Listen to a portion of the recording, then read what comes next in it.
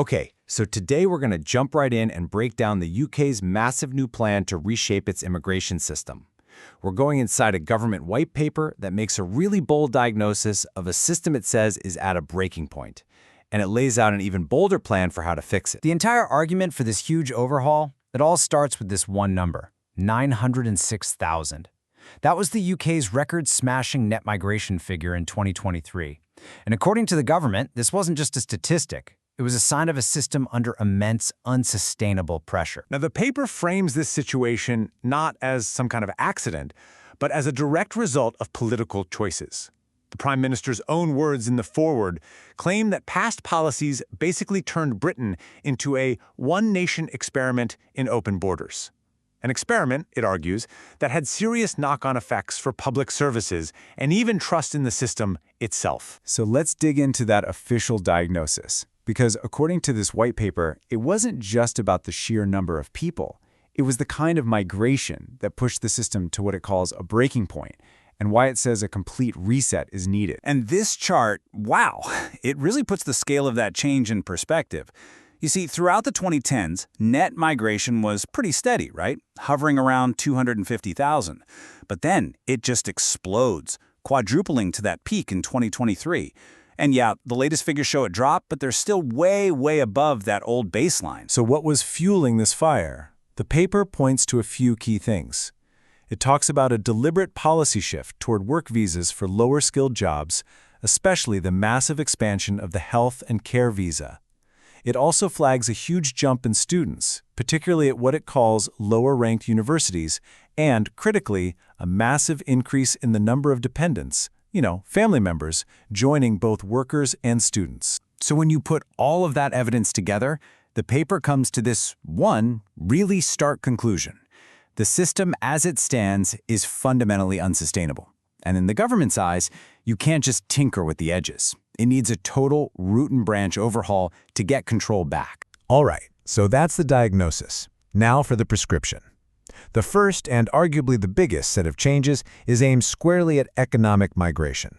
The rules for anyone who wants to come to the UK for a job. Now, before we get into the new rules, there's this one term you've got to get your head around. RQF. It stands for the Regulated Qualifications Framework. All you really need to know is that it's a way of ranking qualifications.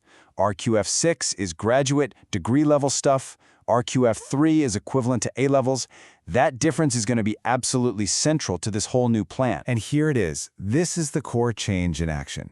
The government plans to basically hit rewind on a 2020 policy, jacking up the minimum skill requirement for a work visa from that A-level equivalent all the way back up to graduate level.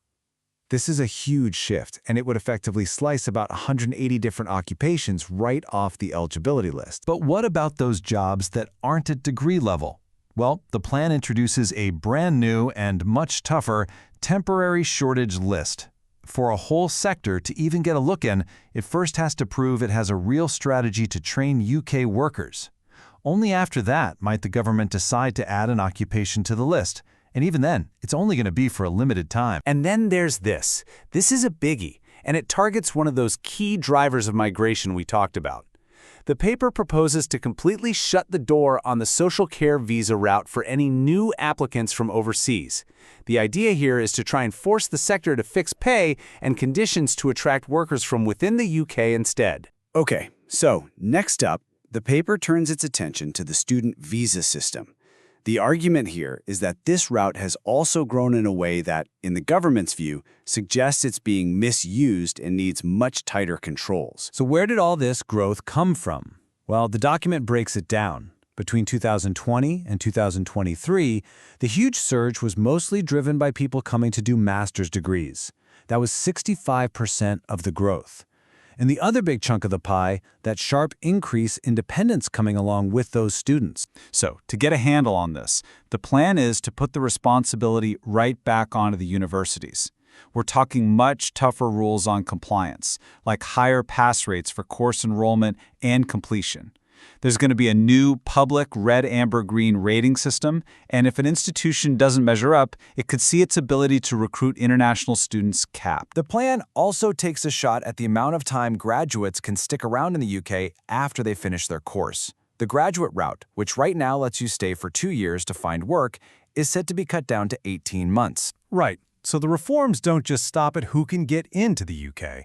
They're also designed to fundamentally change how long people can stay and what they need to do to settle here for good. The paper brings in this brand new core idea: earned settlement.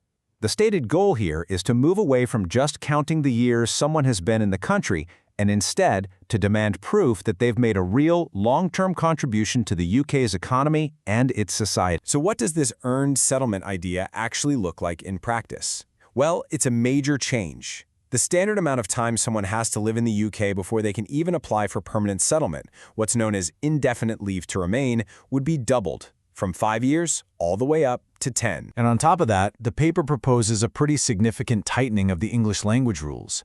Not only would the proficiency level for skilled workers be raised, but, and this is a first, adult dependents would now need to show they have a basic grasp of English just to arrive and then prove they're improving to get their visas extended. So, after all these pretty detailed and pretty tough changes, what's the big picture here?